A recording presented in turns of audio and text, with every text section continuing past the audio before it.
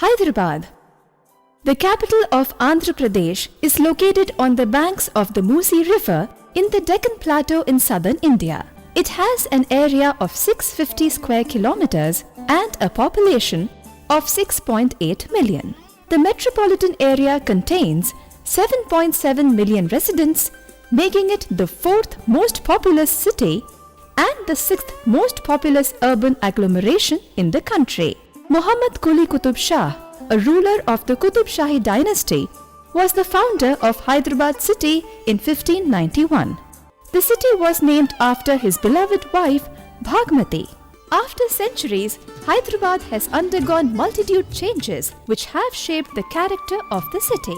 Since 1990s, Hyderabad has emerged as a hub for information technology, pharmaceuticals and biotechnology industries alongside traditional and service industries. Hyderabad International Airport was adjudged the world's fifth best airport. In ancient times, Hussain Sagar served both the drinking and irrigation purposes of the city. Mir Alam Tank fulfilled the needs of water for almost 125 years before the Osman Sagar and Himayat Sagar were built in 1922 and 1927 respectively. Between 1965 and 1981, the resources of the Manjira River were tapped in a distance of nearly 60 kilometers from Hyderabad. The first half of the 1990s witnessed an extension up to 80 kilometers with the installment of the Singur Dam further upstream of the Manjira River.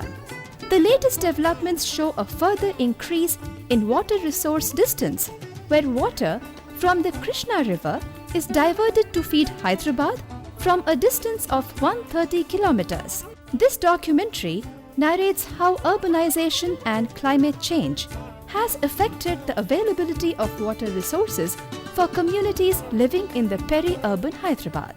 Water security in peri-urban South Asia, adapting to climate change and urbanization.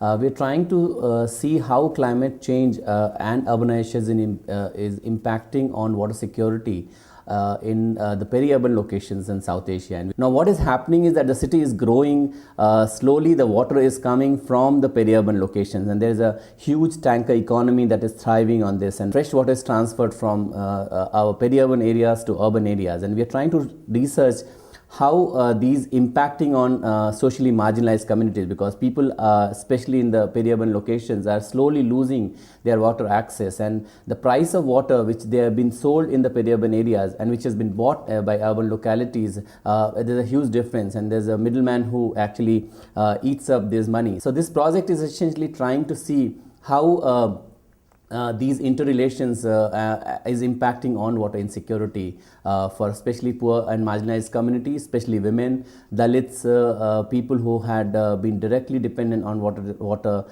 for their livelihood, especially say for example Dhobi communities, people who have been agriculturists.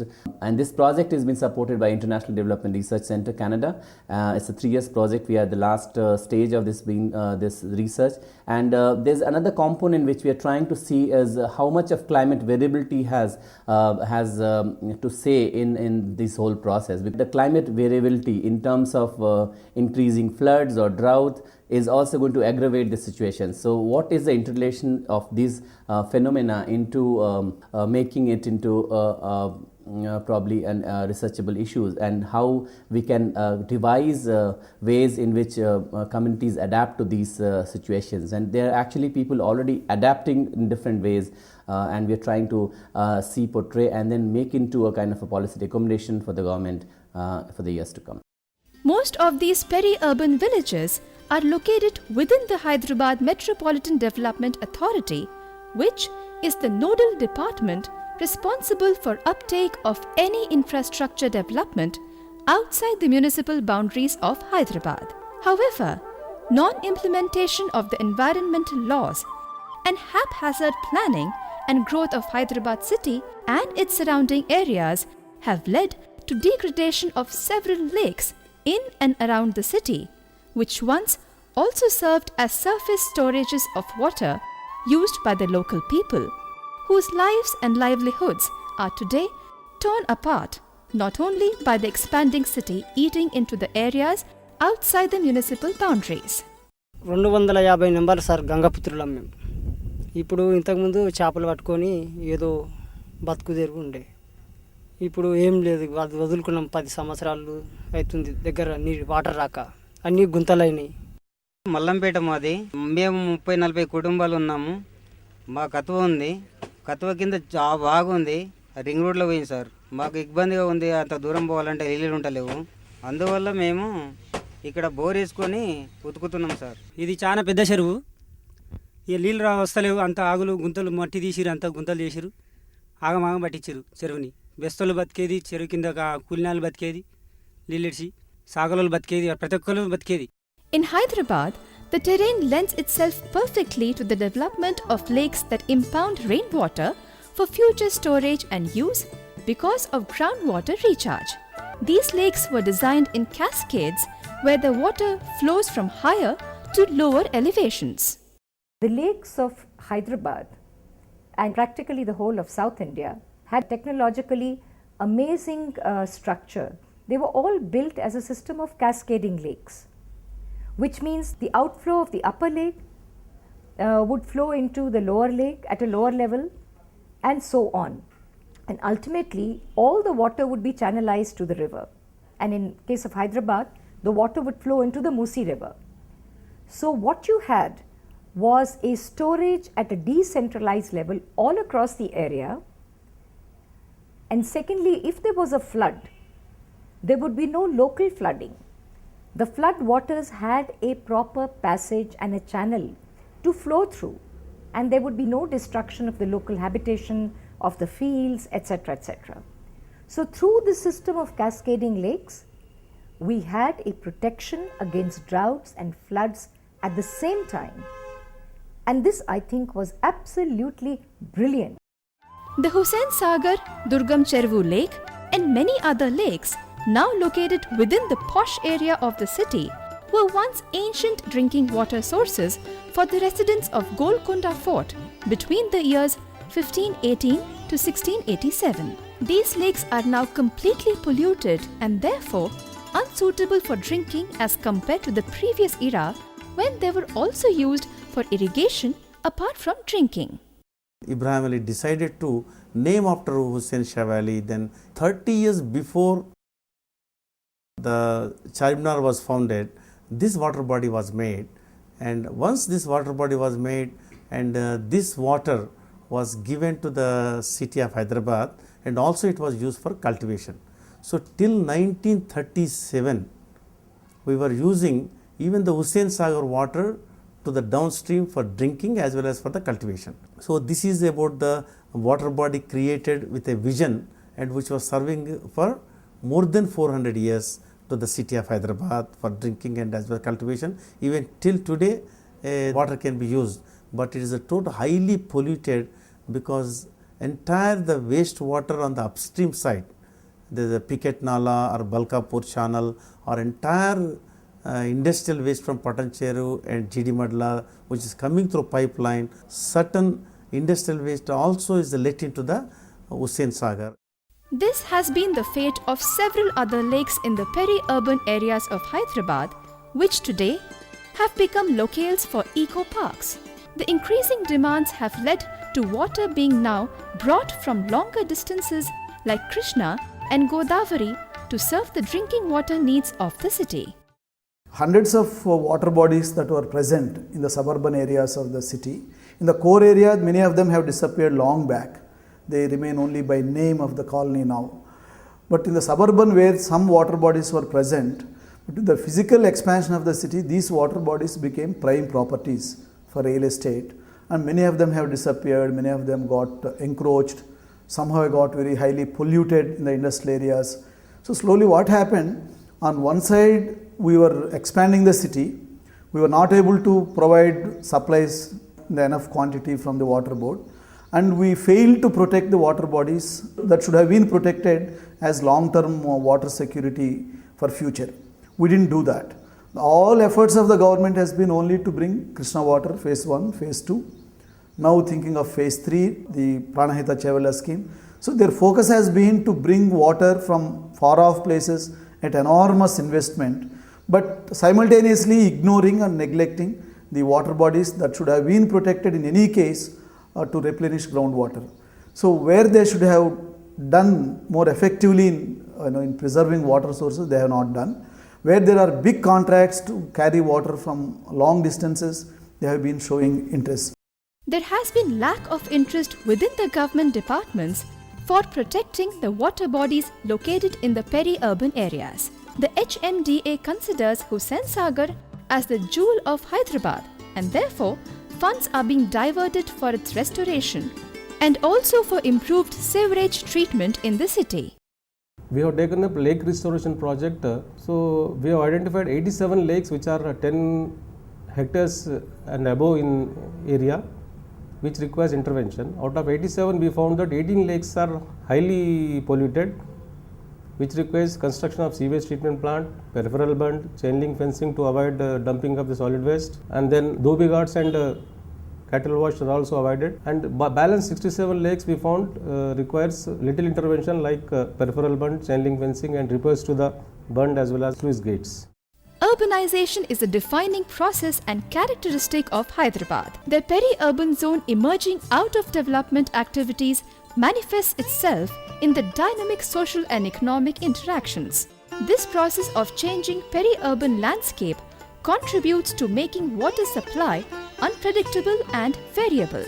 Water availability is also likely to be adversely affected due to climatic variability. Agriculture is also one of the primary occupations among the peri-urban residents.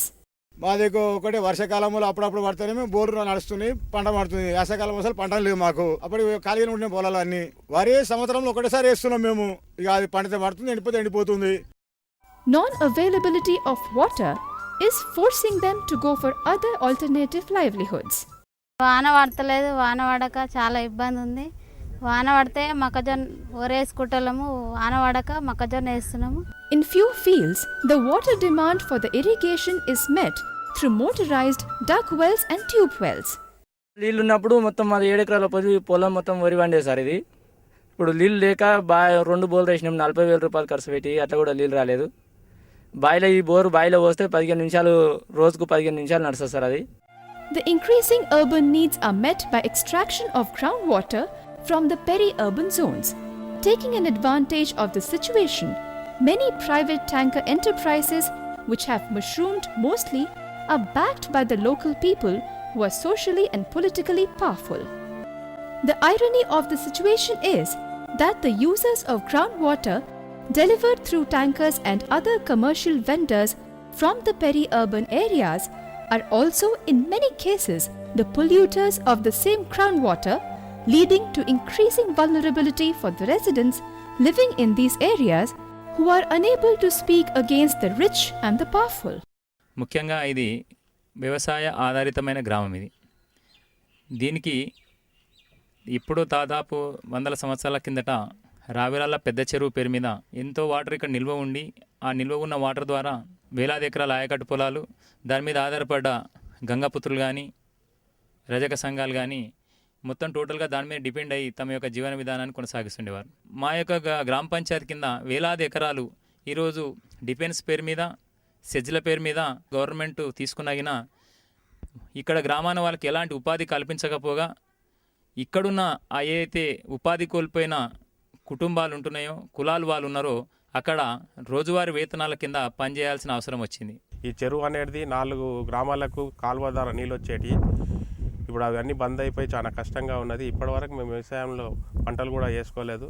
Hyderabad, which once received much of its water from few specific sources, now depends on several sources to meet its water demands. On the other hand, people living in the peri-urban areas still receive water for few hours in a day, sometimes for shorter durations, especially in summers. They are also sometimes forced to drink water that is saline or has been polluted by surrounding industries or other institutions. పక్కన factory పడ్డది, ఆ ఫ్యాక్టరీకి వెళ్ళి chemical నీళ్ళు వచ్చి మాకు ఏం మంచిగా ఉంటలేవు, నీళ్ళు ఏం మంచిగా ఉంటలేవు. అన్నీ జంగు సిలుము పచ్చగా అవుతున్నాయి. బిందెలలో పడితే బిందెలు ఖరాబ్ అవుతాయి. ఇంతకుముందు మాకు తాగడానికి బోర్ వాటర్ బాగానే ఉంటుండే. ఇప్పుడు ఏంటంటే చిల్లర మొత్తం కలుషం వాటర్ వస్తుంది. అక్కడ పోలీస్ అకాడమీ నుంచి, ఇక్కడ షాదాన్ ఇంజనీరింగ్ కాలేజ్ నుంచి, మొత్తం చుట్టుపక్కల నుంచి కలుషిత వాటర్ వస్తుంది మొత్తం. People who can afford largely depend on the water cans to meet their daily water requirements or drill separate bore wells to pump groundwater for their daily requirements. Ground water బాగుండకపోవడంతో mineral water ప్లాంట్లు ఏర్పాటు చేసి గ్రామ ప్రజలకు మంచినీళ్ళు సరఫరా చేయాలని ఉద్దేశంతో ఈ ప్లాంట్ ఏర్పాటు చేశాం. డైలీ వచ్చేసి గ్రామ ప్రజలకు ఇక్కడ వచ్చి తీసుకెళ్లే వాళ్ళకి 6 రూపీస్లో ఇస్తున్నాం. బయట సప్లై చేస్తే 10 రూపీస్ ఇస్తున్నాం. రోజుకి వచ్చేసి 100 క్యాన్స్ సప్లై చేస్తున్నాం. గ్రౌండ్ వాటర్ వచ్చేసి 100 లీటర్ తీసుకుంటే ప్యూరిఫై 30 లీటర్స్ వస్తున్నాయండి. 70 లీటర్స్ వేస్టేజ్ వెళ్ళిపోతుంది. ఆ వేస్టేజ్ వాటర్ డ్రైనేజ్లో వదిలేస్తున్నాం. Newly growing enclaves impinge on groundwater around them by taking over the water bodies within their boundaries or cover them up completely for building purposes. Sir यहाँ पे पानी की बहुत दिक्कत होती थी. मांजरे का पानी आता नहीं था पहले. फिलो खुद लाइट लगाए, कलेक्शन मिलाए, मगर ठीक से खोलते नहीं. कभी कभी 15-15 दिन तक नहीं आता तो हम लोग बोरिंग का पानी यूज़ करना पड़ता. यहाँ पे बोर भी बहुत ज़्यादा हो गए. पूरे प्लाटिंग में होने से एक कॉम्प्लेक्स के अंदर कम से कम 60-70 बोर्ड्स है. यहाँ पे ऐसे 4-5 लाइन्स अभी चल रहे हैं. यहाँ पे गिरदारी है, LNT है. इसमें बोर्ड्स ज़्यादा होने से क्या है, बस्ती को पानी नहीं मिलता है. The problem of inequity in water availability in peri-urban areas arises not only from the multitude of users but also from within the system. This is because Panchayat does not have sufficient funds to take up developmental activities such as laying the water pipelines for households located on an elevated terrain. మేము ఇక్కడికి వెళ్ళి తీసుకుపెట్టాలకల్లా మా పిల్లలకి school time waste అవుతుంది. School time waste అయినాక మా వాళ్ళకి duty పంపించాలంటే ఇక్కడికి వెళ్ళి తీసుకుపెట్టాలకల్లా వాళ్ళు తానాలు చేసేటకల్లా ఇట్లా వంట లేట్ అయ్యేటకల్లా మీరు నీళ్ళ కాడికి పోయి ఎంతమంది ఉంటున్నారు, ఎంతమంది లైన్ పడుతున్నారు అని అడుగుతున్నారు. కానీ ఒక్కరు మా బాధల గురించి తీసుకుపోయి నల్లాలు కూడా ఎవ్వరు వేస్తలేరు. వెత్తున్నందుకే గుంజుక